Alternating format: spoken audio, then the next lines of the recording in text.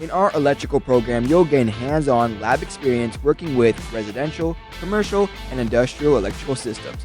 You'll work toward earning your NCCER Core and Level 1 certification, which will open doors to career opportunities in electrical work or our apprenticeship program. The trades is always a good option, especially electrical. I like being able to work with my hands. It most definitely pays well going into it. You don't have a whole bunch of student loan debt, because honestly I didn't know what I would want to go to school for. So EVIT gave me an opportunity to see that there's other options that I could do, which was electrical, and I really enjoy it. You literally learn something new every day, and just like problem solving, just turning on the light switch and seeing the light come on just brings me so much joy knowing that I did that.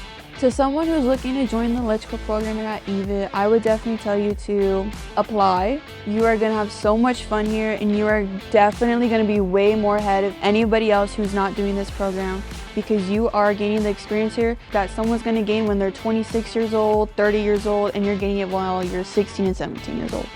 Your future, your way.